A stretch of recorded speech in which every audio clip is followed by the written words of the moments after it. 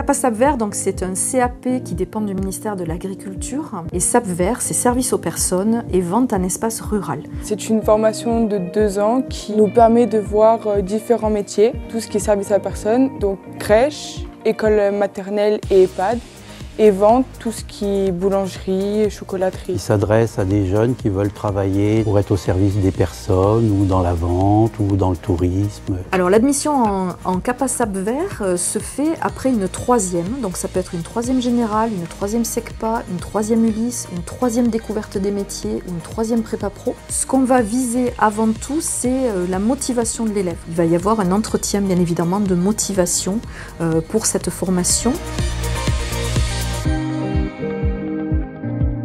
Le fait qu'ils fassent une formation professionnelle comme le CAPA, ça leur donne à la fois des connaissances générales et ça leur apporte aussi des compétences professionnelles. En ce qui concerne les travaux pratiques, en première année, ils ont essentiellement des cours en cuisine, dans une cuisine pédagogique où ils apprennent des méthodes culinaires très simples. En deuxième année, ils ont 2 cours différents. En puériculture, ils vont apprendre à faire le bain d'un enfant, la toilette du visage, un change. En salle d'ergonomie, ils vont plutôt s'occuper des soins de confort auprès des personnes âgées, donc refaire un lit, habiller une personne âgée. Et puis la 3e salle, c'est la salle d'entretien du linge, où là, effectivement, on va avoir des notions au niveau du repassage, comment faire une lessive. En ce qui concerne la vente et techniques commerciales, on a une boutique pédagogique. On leur fait faire de la caisse, on leur fait des sketchs de vente, on leur fait faire du rangement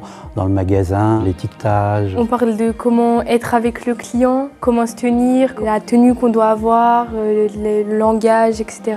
Ça permet de donner un aspect concret au cours.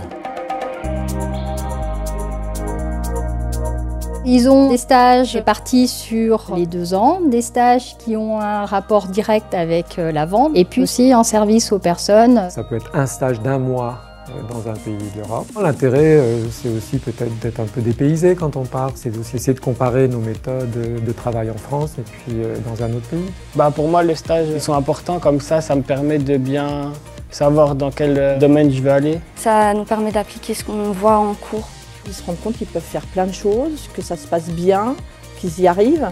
Et du coup, le but, c'est de leur redonner confiance et de leur montrer qu'il y a toujours quelque chose qui les intéresse.